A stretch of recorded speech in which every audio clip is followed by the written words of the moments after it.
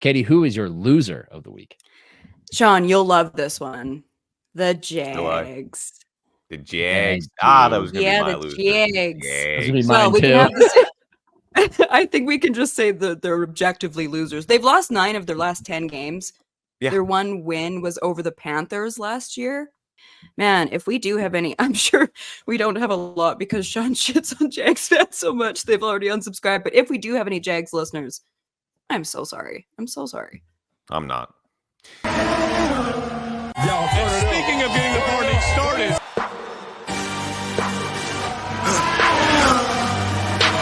For the victory lap, though. They ain't never seen nothing like this before. Lit the room when I came through the front door. Ask me if I stress overcome, what for? Train in the trees, please pardon my sycamore. Touch burning sands, cross lands, and stormy shore seasons in the year, yeah. Switch gears, with keeping haters in the rear. After blood, sweat, and tears, and my goal so near. I see my victory so clear. I see my victory so clear. It's a J, we break through. It's a J, we break through. It's a J, we break through. It's a J, we break through. It's a J, we break through. It's time for everybody's favorite podcast in the world and the only one that we can find that covers our two loves exclusively, that being Formula One and football. It's episode 50 of the Gridiron Podcast. As always, I am Sean Barie, and joining me along this magical mystery ride is, up in the left-hand corner, the bald behemoth holding down the fort in the land, Nick Shook. Hello, everyone. I am not You're just looking extra toned this week, Nick. Oh, thanks, Sean. Have you been drinking enough water? I got a whole thing right here, but I struggle to stay hydrated despite drinking a lot of it. Stay hydrated. And, of course, up in the right-hand corner, if you're watching on Twitch, Twitter, or YouTube, our Canadian queen, Katie Caldwell. How you doing, Katie? Oh, chaotic few weeks, but we're back. I was going to say, Katie has not been with us the last 2 episodes because she has been waiting for the birth of a child. Not her own. Not my But own. her friends. A child. A child is a good friend. A child. And a child was born. How's mama and the baby, Katie? They're doing great now. What an experience being in the room that was. Oh my God. I am arriving at this podcast a different woman now, but for better or for worse, I'm not sure.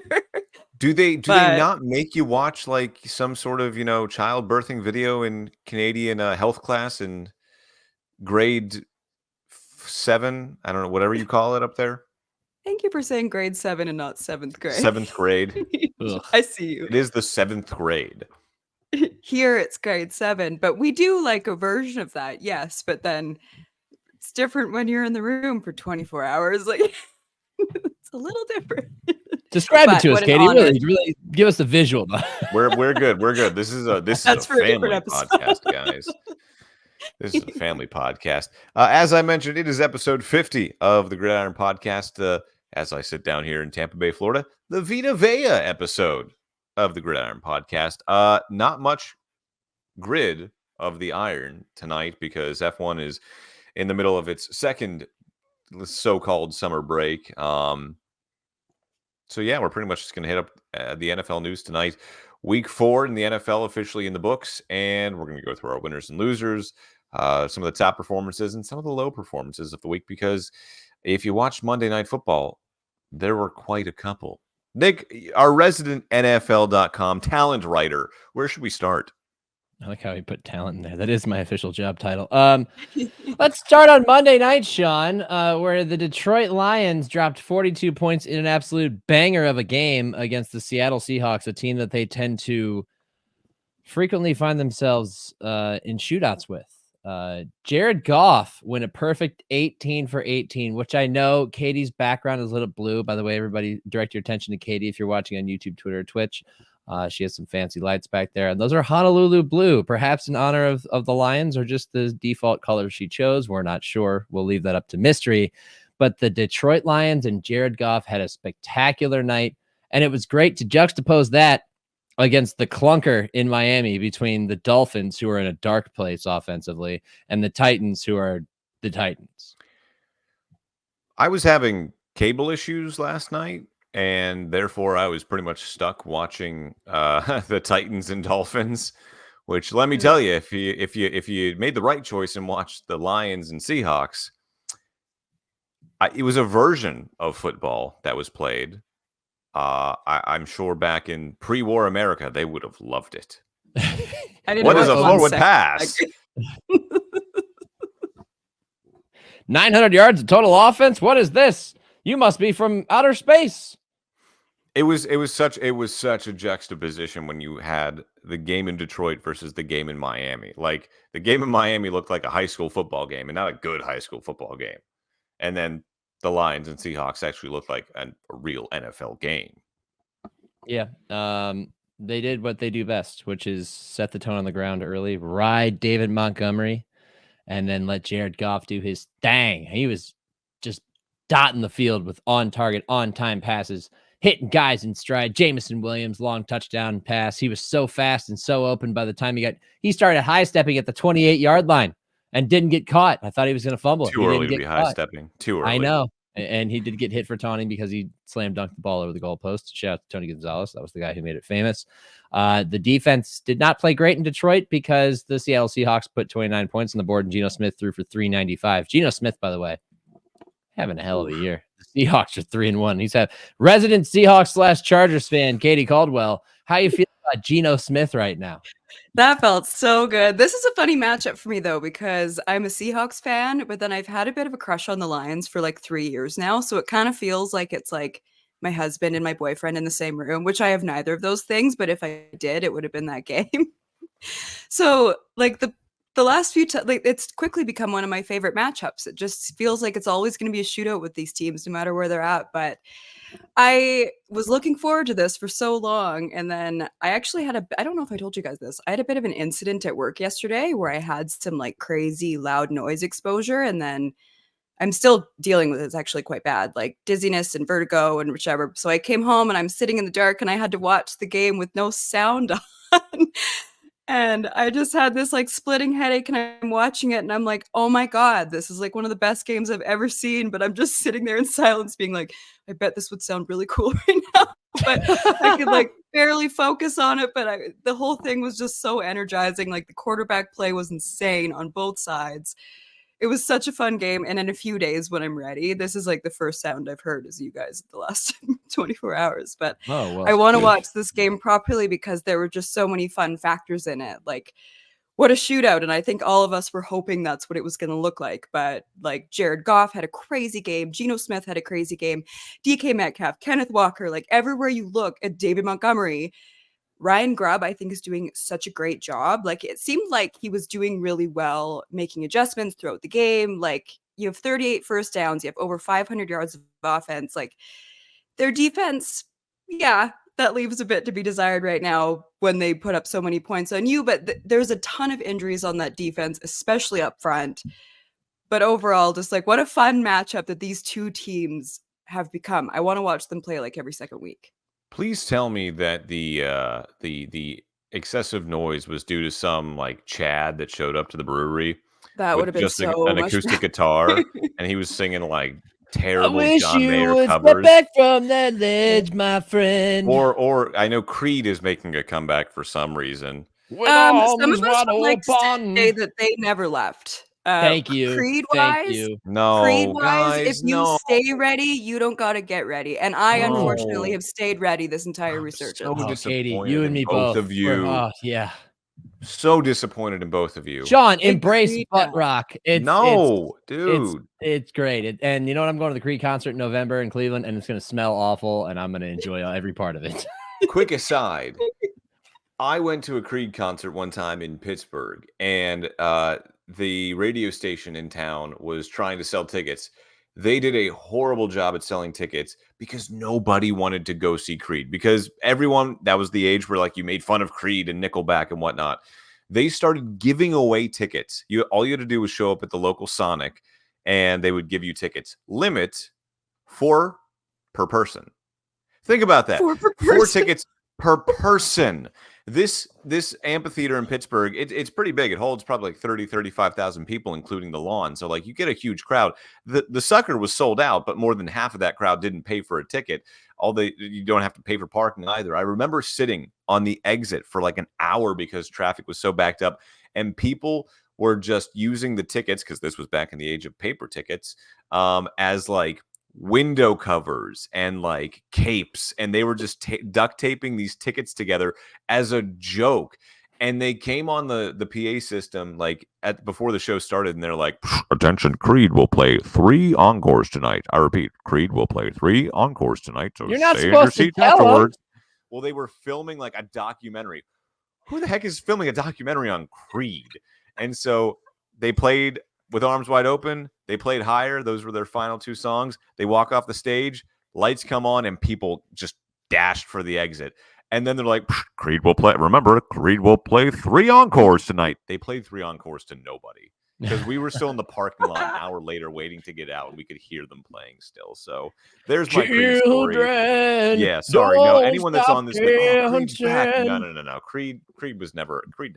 Sean, if it were my one last breath, Oh, I would be watching a Creed concert as my one last breath. That's how much I love Creed. Those in my inner circle know this about me. I can't believe we're all discovering this at the same time. No, we know. We're on the same page. I would be 6 feet from the edge of the gate to watch that show. You know, I mean, some might say not getting in that show would be my own prison.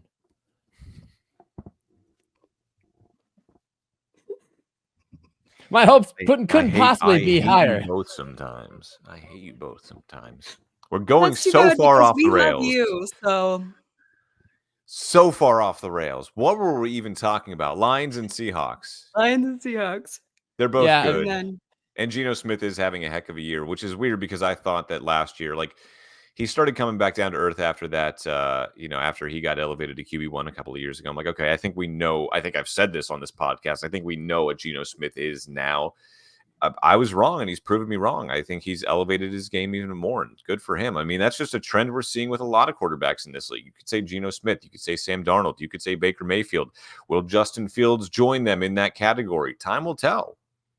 I'll tell you who is not having a good time right now, unlike Geno Smith and Jared Goff. It's Katie's favorite quarterback, Throw Rogan himself, Aaron Rodgers. Pass rush Limbaugh. Yeah, Chucker Carlson's not having a good time up there in New Jersey.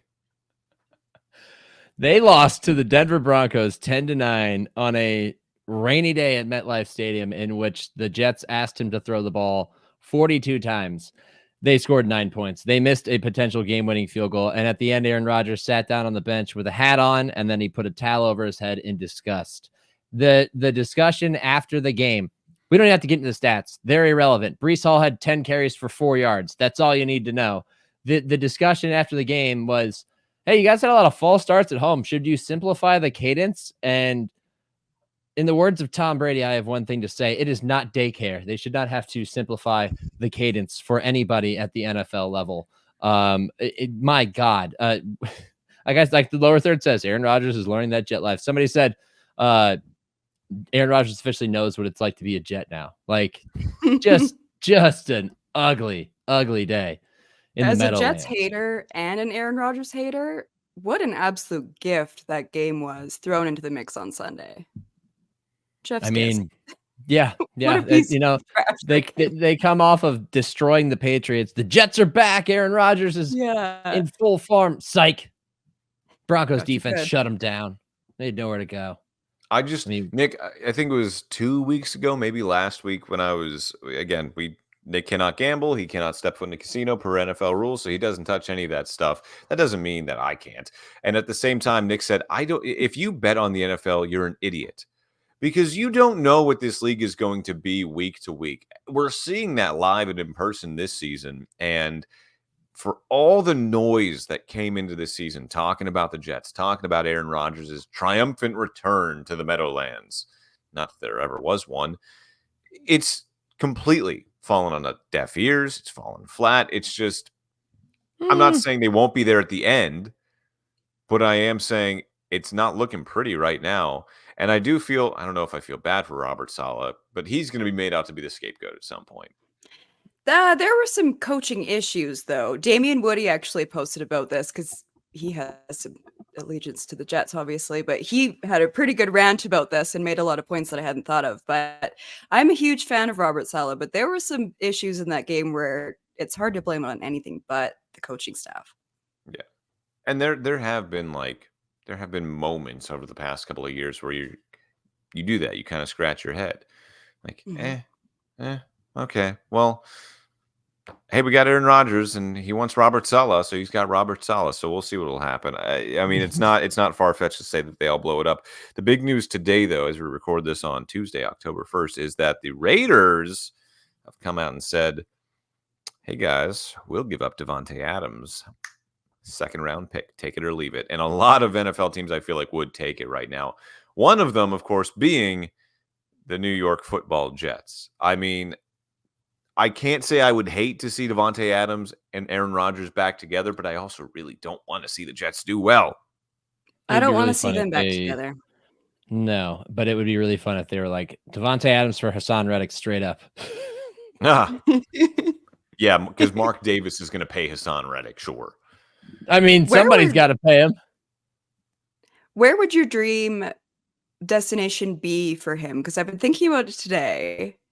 Do you need to ask? Commanders, I think, would be real. I think Steelers, obviously, Sean, I'm guessing you're going to say that. They definitely use him right now. But I think with the trajectory that the Commanders are on right now, that's a sneaky one for me that I would kind of love to see. That one. Pittsburgh would be fun. Pittsburgh would be fun. Hey, you know what? The Rams. Green Bay. Could he go back to Green Bay? I mean, look, they could use some help, especially because Christian Watson just went down with yet another injury. The Saints might be a fun one too. Like, there's a couple of, I think there's a lot of teams that could make a play for. Yeah. What I hope doesn't happen is, because I think Steelers general manager Omar Khan kind of got caught with his pants down a little bit, because I think he thought that Brandon Ayuk was coming to Pittsburgh. I think he thought that Brandon Ayuk was a Steeler already. And it just never materialized, never happened. Maybe it's for the better now. Hindsight's always 20/20, but at the same point, they never adjusted for that. They never went out and got another receiver. Like Van Jefferson is not Brandon Ayuk. And so now you have a situation where in Pittsburgh, you have 11 catches by receivers not named George Pickens. That's a bit of a problem. So certainly Davante Adams would help Justin Fields or whoever's quarterback at that point in Pittsburgh. Here are the teams that could afford Davante Adams right now. You ready? Interesting fits here. 49ers, the Browns, the Patriots, the Lions. Ooh. Raiders are somehow in this group. And the Commanders. Katie, your dream is alive, at least on the balance sheet. That would be fun. I would like to see him go to the Rams just because the Rams need receiver help desperately, but they need a lot of help. And they have no money available in their cap right now, $2.5 million to work with right now. That is where adjusted, though. Like in this day and age, anything can be adjusted.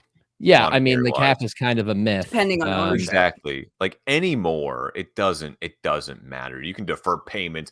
Like we're paying Shohei Ohtani $2 million per year. Different sport, I know. But they're paying Shohei Ohtani, who just hit 50 home runs and had like 53 stolen bases, $2 million. But that's because the MLB lets you manipulate the cap. But you can do anything you want to balance the books these days. Honestly, like what you said, yes, it's a myth. And I think that's so true these days. So honestly, I think any team that wants him and needs him can afford him. I think it's kind of shocking that it came on the heels of a win in which he didn't participate. He seemed like he was fairly happy when they beat the Ravens. I mean, he seemed like he wasn't the upset guy he was in the receiver documentary. And then suddenly it's like, I want out. Trade me. I don't want to run routes for Gardner Minshew anymore. Okay. I was a little shocked by that. It felt like the vibe had kind of shifted from the very obvious tension that was in that documentary. Yeah. So we'll see what happens and how that goes. Sean, speaking of the Steelers, my buddy Saman chimes in and says, get Freiermuth more touches. Amen, brother. Let me guess. Amen, brother. Yes, I think I do have him in one league. I mean, Pat Freiermuth, Darnell Washington, they're two good tight ends. They need to get them the ball more. They need to get the offense moving earlier, which was a huge problem in Indianapolis. Started to move there in the second half, but too little too late. Justin Fields played well, though. He played very well. He tried to carry the team on his back, and the defense. I know I'm worried about that though, because at times he would try and do that in Chicago, which led to mistakes and led to problems. He didn't make those mistakes. He did not make those mistakes. The mistake at the end wasn't entirely on him; it was on the center. But at the same time, I'm happy because when you find yourself down 17-0 at halftime, at least the last couple of years, no Steelers team in the last couple of years is capable of overcoming a 17-point deficit. This one almost was. And if it wasn't for a fumbled snap there late, they might have actually won that game.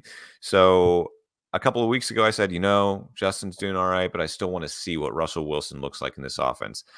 I'm okay holding that off for a little while. Russell's not playing unless Justin gets hurt. I'll tell you that. No, I think this calf injury, air quotes if you're not watching, is gonna be a historically long, air quotes, calf injury. Joe Flacco, though. Yeah, Joe Flacco. With Ben Roethlisberger in the building too. Oh, by the way, thank you for not blaming that loss on the unnecessary roughness on Minka Fitzpatrick. Was it not a good call? Yes.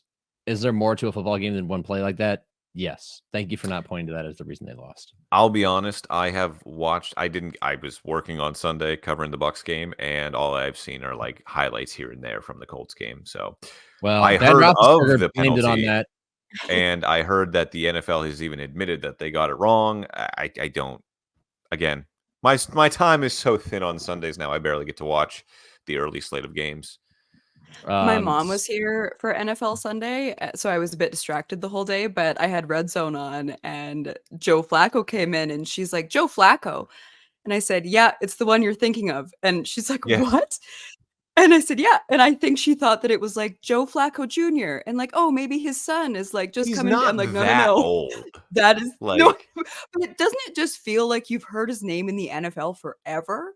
Yeah. Like, I don't think it's an age thing relative to just like my mom, who has very casually watched the NFL for many, many, many years, but quite casually, for her to be like, Joe Flacco, I'm like, it's the exact one you're thinking of. Yes, it was really funny too, because on his podcast this week, Ben Roethlisberger even said when he saw Joe Flacco come into the game, he got worried because he thought he thinks Joe Flacco is better and has more skill set than Anthony Richardson, which isn't true. It might be for just maybe, accuracy and some other things, but obviously Anthony Richardson can do a whole heck of a lot more on the field than Joe Flacco can.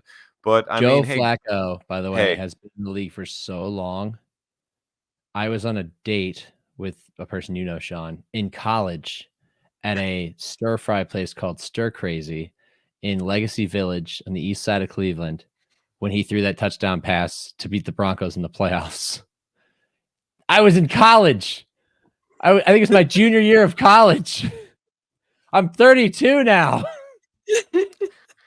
Let's see. I was Nick. I was a junior in high school. I was 16 when he threw that touchdown pass to Troy Polamalu.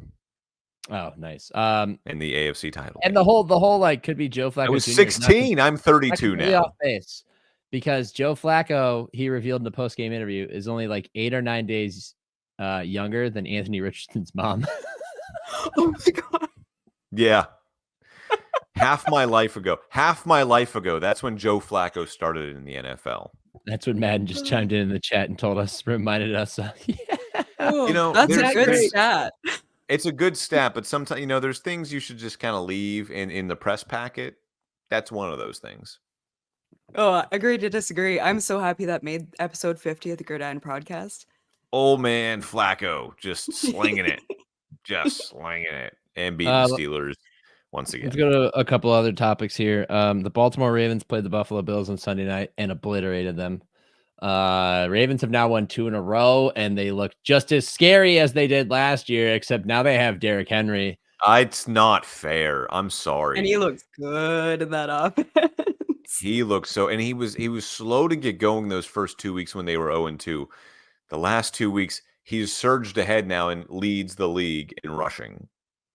Yep. And just as we all thought. I'm as a Pittsburgh Steelers fan, that is the scariest freaking thing I've ever seen. that scares me to death. I don't know. And how it you're should. gonna defend it. I don't know how you're going to defend it. It makes their offense so hard to stop because they could attack you with him between the tackles. They could attack you with him around the edge. They could run a read option and Lamar could keep it. You have to defend so many parts of the field. It's just feels like a losing battle when you go into it. Maybe this is what they need to get over the hump. We'll see. It's early, but they look like world beaters after that game. My God. And they're not cutesy with their offense. They are an AFC North smash mouth football team. So to a certain extent, I kind of respect it, but yeah, I fear it. I will be talking about the Ravens a little later, so I'll save a few of my thoughts. Okay. Oh, okay. Oh yeah, because we have a segment later. Also in NFL news, headlines. Jayden Daniels still awesome. I just watched that game back a little bit ago, and he has the highest completion percentage in NFL history among quarterbacks with 75 or more passes in their first 4 games. Not rookies, quarterbacks. That includes like 07 Tom Brady. That's how good he is right now. Cliff Kingsbury's making his offense easy for him. Quick reads. When he lets it rip deep, it's a beautiful thing. He's running with, his legs as opposed to his hands. I don't know why I said that. And he's extending plays, and he's learning how to slide, and he's doing everything well, and he's unfazed by the speed of the game or the pressure of the moment. And the Commanders, believe it or not, are the biggest surprise in the NFL at 3-1. And I don't see anybody slowing him down anytime soon. He is running with his legs, as you said. But what feels nice is that he's not running on what feels like every single play anymore. Because the first game, it was like 16 rushes or something. And you're watching it like, wow, he's such a good runner, but this is not sustainable for more than like one game. But I'm just like so stoked on watching him. He is must-watch TV now. He got the ball out so quickly. Looks so calm under pressure. And then it's not just Daniels, like Brian Robinson Jr. looked so good. Jeremy McNichols looks good in place of Austin Eckler. I also love a little Cliff Kingsbury revenge game. Yeah. One of the And you know what? Team. The offensive line was supposed to be the weak point of this team this year, and they have played That was our big surprisingly worry. well, keeping him upright, allowing him to, as Nick said, run with his legs when needed or when it's called upon, but also sit back in the pocket and really pick apart defenses. And it is kind of fun to watch. I am concerned that there may be a bit of a regression to the mean in the next few weeks. And the reason is they played the Giants, who have a good defensive front, but as we know how they won that game, 7 field goals. Then they played the Bengals, whose defensive front sucks. They don't get any pressure. They haven't, no matter the opponent.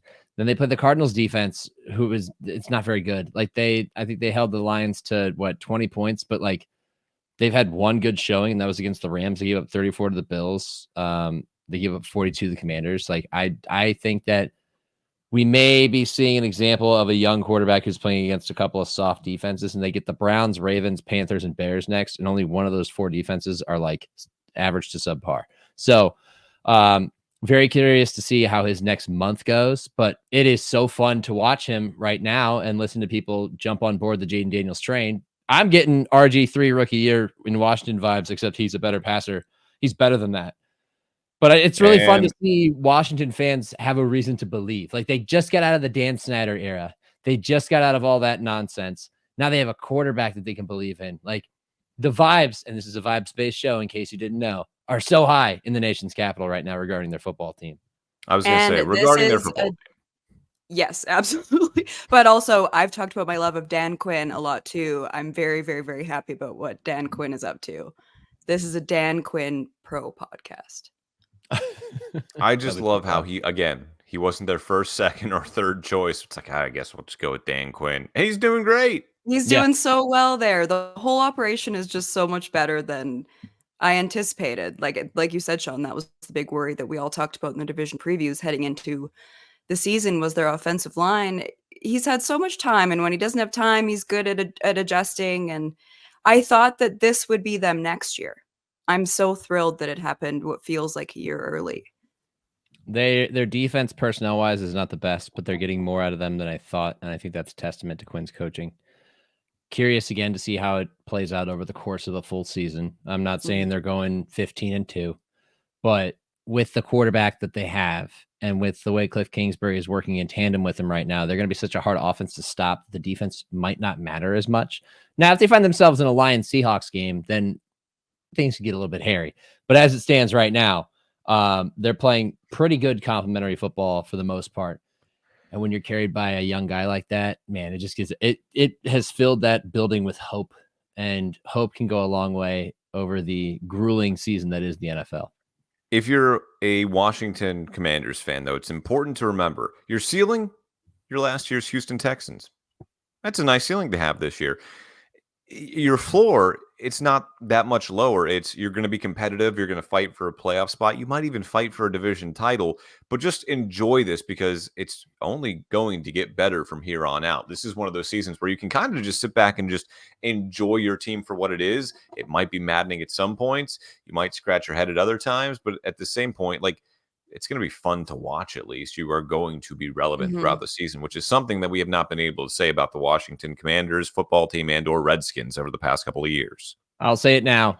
I'm on board with what Katie said. Get Devontae Adams to Washington. Yes. Make it happen. Why not? I do like the Texans comp, though, for a number of reasons, just because it felt like they brought in a bunch of really cool pieces, but you weren't sure how quickly it was going to start coming together. And it feels like it caught everyone off guard by how quickly it's happened. Yeah, for sure. I'm just curious to see how it goes over the course of the season. The Texans, year 2 they haven't found the going to be as smooth. But it helps so much when you have a young quarterback that you're helping, succeed, like the way Cliff Kingsbury has. And Cliff's doing a hell of his job on his reputation, because all we knew him as was the former quarterback turned coach who was sunglasses hot, and his teams got out to hot starts and then, blew tires down the stretch. Yeah, that's what they did in Arizona. And I think because he's not the head coach, and in college, Texas Tech used to happen with him. Mm-hmm. But because he's not the head coach, I think that this might be semi-sustainable. So, Commanders, weekly appointment viewing for everybody. Also, weekly appointment viewing, Sean, Sam Darnold and the Minnesota Vikings. We are Darnold heads on this podcast. Katie, talk about it. Talk about it, Katie. I'm just so excited about the Vikings right now, and I'm so excited about Sam Darnold. It's just, I'm having a great time with the whole thing. I didn't expect it. We talked about the Vikings heading in of, we just don't understand what this team is going to be. And I didn't. And I think everybody's pretty shocked by the 4-0. I don't think they're on fraud watch as 4-0. When, I know this sounds like Captain Obvious, but Justin Jefferson is one of the best football players I've ever seen. When I watch him, even with Sam Darnold, because I was a little worried about just a new system for him, but I feel like when I watch him, do you guys know that video of the woman on the airplane where she's pointing and she's like, that motherfucker's not real? I feel like that's me in my living room every Sunday watching Justin Jefferson. I am having so much fun watching the Vikings right now, and I just didn't imagine us talking about that. Sam Darnold is so locked in, and it feels like we're a long ways out from when he was seeing ghosts on Monday Night Football. Do you remember how bad it got with Sam Darnold? And then there was the whole mono thing, and he's bouncing around. It's such a fun redemption story, and I was worried that it was going to be a game or two of this happening and it falling apart, and it just feels like he's a really, really great fit in Minnesota, and I love that for Vikings fans. Their defense, too, by the way. I love their defense, and they were blitzing the hell out of Jordan Love. I was watching for the first time the game on the treadmill tonight at the gym because it was on the NFL Network as a replay, and I didn't recognize Sam Darnold because he was making all the right throws. He was making good throws, and he just kind of reminded me of a seasoned vet. It's I've done this before. He reminded me of Kirk Cousins, just sitting back there in the pocket and picking apart the Packers defense. Wound up being a close game late, but at the same time, you're thinking, that's not Sam Darnold. That's someone else wearing Sam Darnold's name on the back of his jersey. That's not Sam Darnold. That's not the same guy that was seeing ghosts. This is a new human being, and that's a beautiful thing, actually. Imposter. No, I for a while thought all right, one of the wheels going to fall off, and now I'm thinking maybe there's something to the whole Kevin O'Connell thing. Sam, I've been thinking the same thing. He looks like a mature quarterback. He looks like he went off to boarding school and came back a man. They sent him away as a boy and he came back as a man. And now he's ready to take on the world because he's taken on the NFL world with the Vikings. He's composed in the pocket. He doesn't get frazzled. Sometimes he even extends plays and keeps his eyes downfield. He's always had great arm talent, and he's used that to his advantage in some of these games.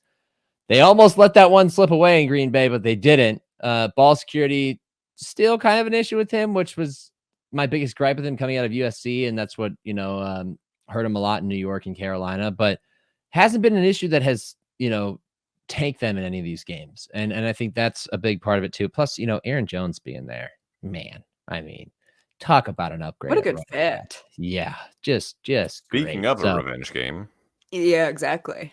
Tell me about it. Justin Jefferson scores his first touchdown in his career at Lambeau Field and then drops the nastiest gritty on him and then just pointing at the crowd while he's in the middle of his gritty. Like, this one's personal. I can't do the gritty, so I'm not going to try, but there's some of this, that type of thing. So I don't wear gold chains, Before we get to winners and losers, anything else from week 4? Deshaun Watson, I know we don't want to talk about it, but he had a decent game. The Browns just stink. The end. I saw a tweet when the Raiders injury report came out and listed everyone that was injured. I saw someone tweet, the Browns are going to lose this team for sure. Yep. And they did, because they stink. They're not a good football team. Going to finish last in the division. Might be picking in the top 7 or 8 in the NFL draft. Just saying it now. Come at me when it comes true. That's all I have to say about that. Troy Meeker over in the comments comes back with a similar, familiar refrain. Will we ever see Do You Even Know again? The world may never know. Troy, brother. Do you even know Troy? Do you even know Troy? Don't do me like Sorry that. for one more time. Do you even know? Oh, it does feel weird. Rolls right off the tongue. Troy, do you even know how many days barking up that tree, Troy. Keep barking up that tree. Do you even know? Let's go to winners and losers. Maybe we need to start a Patreon and then only those episodes have Do You Even Know, and then I can embarrass myself weekly, but for a fee. Yeah, there's an idea. That is what you call sellable content right there. Monetization. Katie Caldwell, the master of the dollars. My idea was OnlyFans. That's a better idea. Feet pics, anything to fund the show. My forever backup plan. Nick, I've seen your feet. You ain't selling those to nobody. I'll just sell them bicep pics the whole time, Winners and losers. Katie, who's winner? Winners and losers from week 4. Who's me? Do I start? Yeah. Yep. So my winner, in case I didn't give it away, the Ravens this week. I feel like this was a situation where I think a lot of people expected, especially against the Bills, that they had a lead going into the fourth quarter and they quieted that narrative and they finished the game super strong. Because how many times have we seen that the Ravens are leading and then in the fourth they start to kind of trail off, then the other team is catching up, and the Bills, the way they looked the week before, it felt like that was a very high risk situation for all of those things to combine and happen, and they didn't. It was such a complete game, and I feel like if I'm a Ravens fan, I felt a lot better watching that, because I kind of had a feeling at the end of the third, like, okay, what's this about to look like? Because we've seen it so many times, but they finished the game so well. I just felt, I texted you guys this after we did our Super Bowl predictions, and Nick and I had the exact same one. Because I don't have a lot going on in my life right now, I text you guys being like, I was up all night last night thinking, should I have picked the Ravens? And then after the first 2 weeks, I'm like, no, it's okay. I made the right choice. And then I was watching that game and I'm like, should I have picked the Ravens? Because there's just something with them, this team. Like Derrick Henry looks so good there. The whole thing was just so fun to watch. Lamar's playing out of his mind. They were my winners this week. Sean. My winners. Who could it be? Let me think. I'm going with the Bucks. Why not? I covered the right. game. I'm going to name them the winners. I'm the winner of that one because I stood on a field, 110-degree field, for 4 hours. Did you sweat through your shirt like Brian Callahan on Monday Night Football? Yeah, dude, I was sweating through those beige media vests they give you. Oh, nice. In the second half, I spent a lot of time in the second half in the media workroom because it's air conditioned and I just needed to drink water. And I would just kind of watch the game on the TV. I'm like, all right, if someone gets past like the halfway, like midfield, I'll go out there. But like it was brutal. But the Bucs bounced back from an embarrassing loss to the Broncos. It's one thing to lose a game, and it's one thing to not even be competitive in it against a team like the Broncos, who, I mean, they're not the worst, but they're also, kind of lower middle of the pack. And it was very funny today. I asked Bucs cornerback Zion McCollum, came off the Lions when you fall flat against the Broncos. How do you avoid coming off a big win against the Eagles and not fall flat against the Falcons? Your NFC South opener. And he said, that left a bad taste in my mouth. That Denver game left a bad taste in my mouth. So I bottled it up. And now every time I get too happy or too high, I go into the cabinet and I take a sip. We're all going to be sipping all week long. Wonder what I was like, all right, that's one way to put it. But the Bucs looked great. Baker Mayfield looked great. Over 350 yards passing, 347 yards passing, excuse me. The run game got going, and while the yardage kind of wasn't there, the dual threat of Bucky Irving and Rashad White, it gave the offense just enough wiggle room to keep Baker a threat and to make their offense not so one-dimensional. And against an Eagles team that a lot of people were saying, hey, we saw the Bucs go into Detroit and where their season ended, and we saw what that emotion did to boost their confidence in their play. The Eagles are coming back into Tampa, ready to do the same thing. Saquon Barkley wasn't a factor. They barely called his number. Jalen Hurts is, honestly, he's starting to regress. Like I can't say it any other way. They just look bad. I don't want to make excuses for them and say it was the heat that did them in, but the Eagles just looked bad and the Bucs looked good. So the Bucs are my winners. And I love that reporters are starting to kind of ask Nick Sirianni, like, so what exactly do you do here? Yeah, like so he calls the offense, he calls the defense. So what do you? Yeah, do? what do you do? What's your job here? Vibes. I want to know. Not good, not great. Vibes are not good in Philly. I want to know if Zion McCollum actually, tastes something bad in that bottle, or if it's just like shots of turmeric. Take that to prevent inflammation. Tastes awful. Maybe Tastes just awful. Tastes like that Denver Broncos loss. It is the same color. My winner, the Chicago Bears, baby, because they got to win. They're 2-2 against all odds, and they did it with DeAndre Swift, a guy who went 16 for 93 and a touchdown, including a 36-yard run right up the middle for an emphatic 9-point lead in the fourth quarter, which was just enough to hold off the Rams from a comeback. They played good defense. They actually had an interception that was overturned because Jaquan Brisker stepped out of bounds and didn't reestablish position before picking off Stafford on one of the craziest, most mind-numbing throws you'll see. A great team win for a team that needed it. Caleb Williams didn't have to do too much. Fun day in the Windy City for the Chicago Bears. Katie, who is your loser of the week? Sean, you'll love this one. The Jags. The Jags. That was going to be my the loser. Jags. That's gonna be mine too. I think we can just say that they're objectively losers. They've lost 9 of their last 10 games. Yeah. Their one win was over the Panthers last year. It all looks so bad. I don't think Doug Peterson is really a good fit for this team. I like Trevor Lawrence. I see flashes of it, but then I don't know about that contract. All of it just looks like they didn't expect to be here right now. Like heading into the season, we were like, yeah, the Texans, but like, who knows? Like the Jags should kind of be second in that division. They look like trash. They're a tough watch on Sundays. They had a chance to win that game, and they blew it. And they blew it. And that's what has to be the most frustrating thing for Jags fans is to see the flashes of it and see what they're able to do, but then they just don't do it consistently. Man, if we do have any, I'm sure we don't have a lot because Sean shits on Jags fans so much they've already unsubscribed. But if we do have any Jags listeners, I'm so sorry. I'm so sorry. I'm not.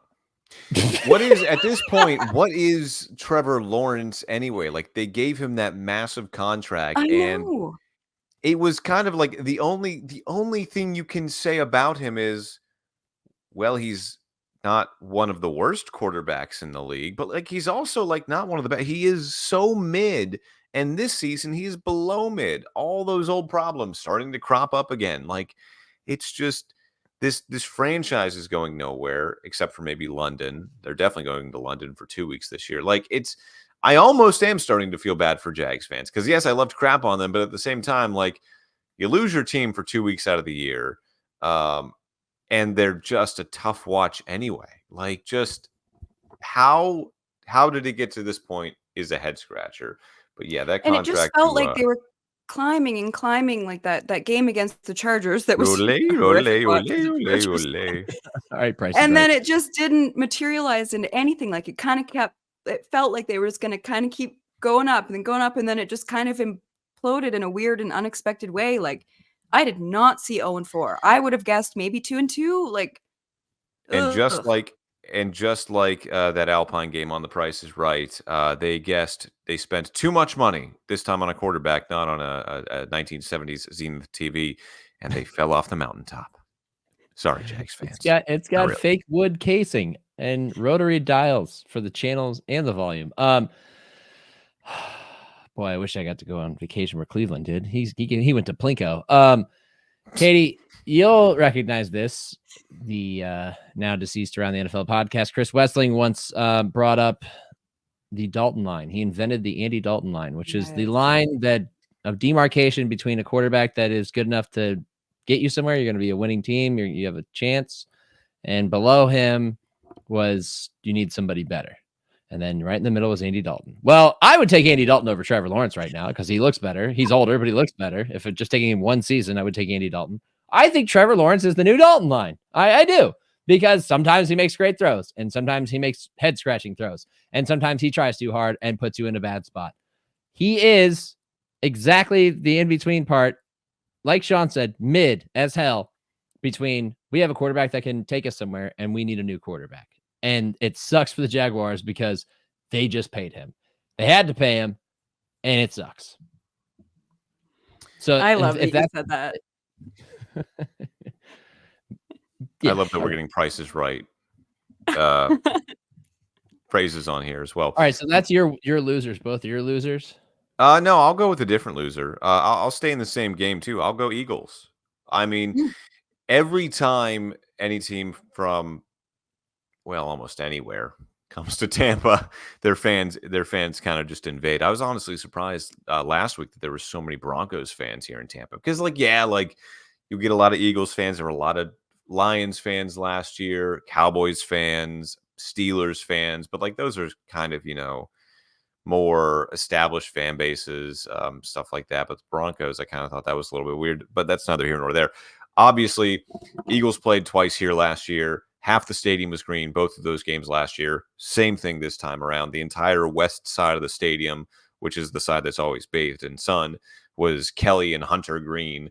And just to see from kickoff the dejection on their faces, that should tell you everything you need to know about the Eagles franchise right now. Like Nick Sirianni, what do you even do here? I don't even think he knows anymore. And I don't right now, this team is rudderless. It's aimless. And it's at a point where the Washington Commanders might win the division because the Cowboys can't get it together and the Eagles can't get it together. I don't think anyone saw that happening. So the Eagles are my losers, not just for losing this week in Tampa, but just in general for I don't know where they're going. And this team is too talented to be floundering in the middle of a season. My loser is the Miami Dolphins because without Tua Tagovailoa, which is a wild thing to think of, but you are correct. They have lost their rudder as well. They are listing lazily to the left in the sea. I believe it's a tail fin, actually. Sure. If we're going with sharks, flipper, dolphins. Yeah, dolphins. Sure. Yeah, I don't know anything about marine wildlife. The Dolphins have not held a lead for a single second in a game this year. They've won a game. Wait, really? Is that true? What? Yes. Oh, that's right. Yeah, because they did. Yeah, they kicked the field goal. Yeah, for a single second in a game this year. The last team to do that, Sean, the 2017 Browns, who finished 0-16. Dolphins luckily already have a win, so they don't have to worry about the old against winless the Jags standing over them. But wow, it's really bad. Like Tyler Huntley takes over for Skylar Thompson, does just about as poorly. Only been there for a few weeks. Can't operate Mike McDaniel's offense the way he wants it to be done. Jalen Waddle dropping open passes. Running game non-existent. Protection, non-existent. Defense, below average. Underwhelming. They gave up 31 points to the freaking Titans and Mason Rudolph and lost a game in which Mason Rudolph threw for 85 yards. The only more surprising win this week was the Broncos winning over the Jets when Bo Nix threw for 60 yards. Okay? 12 for 25 for 60 yards. Don't ask how many, just ask me how, Nick. At halftime, he was 60 yards. 12 for 25 for 60 yards and a touchdown. He was 7 for 15, I believe, at halftime for -7 yards, and they won the game. And yet the Dolphins are in a worse place. Think about that. That's where they are right now. Sport. I'm sorry. It is a stupid sport. My picks suck this year. I'm only 4 games over 500. I don't know where the hell this league's going. Mason Rudolph completes 9 of 17 passes for 85 yards. Tony Pollard and Tyjae Spears combined for 127 yards and 2 touchdowns on the ground, and the Titans cruised to victory on Monday night. That is bad for the Dolphins. Were like, oh, we're good enough to win the Super Bowl. Oh, wait, we don't have Tua. Now we suck. I mean, to be fair, like even in the one game that he was healthy and they had him, they almost lost to the Jags. And so then I guess we'll never know just what they could have done. Unless he comes back. We'll see. And even then. If you're the Dolphins too, and I love how some people are starting to bring this up. Hey, Mike McDaniel, like you're supposed to be this offensive, whiz kid. Like you see between the lines, man. Surely you can scheme up something to not just be an embarrassment. Do something. I mean, that's a fair question to ask. Do math. Do something. Come on, nerd. Do math. All right, that's it for our winners and losers. Anything else for week 4 and the 50th episode of the Gridiron Podcast? Well, do you I think it's talk about Danny Rick a bit. Give him a little love. We did last week. Oh, I thought it happened last Wednesday. Oh, it happened without me. Okay. Yeah. Well, no, we talked about it preemptively, and then it happened. And okay. No, it happened. Didn't it? Oh, my days are mixed up. I'm all over the place right now. Even know. We talked about it last week. No, we talked about it right before it happened. Yes. Okay. It's weird. We are. See this? Plugged in. Plugged in. Gridiron Podcast. We can see the future. I did want to say, I know we don't do hate it or love it anymore, but if I had a hate, and I do, it's freaking Hurricane Helene. Oh, yeah. You see what's happening in North Carolina. Oh, man, you see what happened in Georgia, and then you see what's happening down here in the Tampa Bay area, and then up in the Big Bend of Florida. It's just, it's heartbreaking to see. And thankfully, I'm okay down here. But, I was down at the Barrier Islands today, and it looked like a hurricane had just come through there. Natural disasters, man. They're only getting worse. Yeah. Well, that's a somber note to end the podcast, but here we are. Hey, that's Nick Shook and Katie Caldwell. I'm Sean Barie. And this has been episode 50 of the Gridiron Podcast. Let's end it on a positive note. Who wants to give a positive note? Katie, the lights look great. Oh, thanks. Fun fact about the lights. So those were set up many, many, many weeks ago, as you guys know. Sat behind there, pulled everything out, took everything off the shelf, then did the whole lighting setup and got it plugged in. And I admired it for 4 seconds, being like, wow, that looks so beautiful. And then I pushed it back into this little nook, and then I just ripped it straight out of the thing that attaches it to the wall. So I had 4 seconds of lighting. Broke it, but then I did it again with new lighting. So thank you. It feels good. This was a long time. You ripped the new lighting out too? No. I can't see you anywhere. Exhibit A. I had to buy new lights and then redo it again. I didn't know if that was take 3. No, just take 2. So that's a positive. I have nothing positive to say. We'll get him next week. This has been episode 50 of the Gridiron Podcast. For Nick Shook and Katie Caldwell, I'm Sean Barie. And as always, live life in the fast lane, folks. Only 2 more weeks till Austin. And if you're going to have a kid, dial Katie Caldwell. Yeah. I'm a midwife now. Midwife extraordinaire.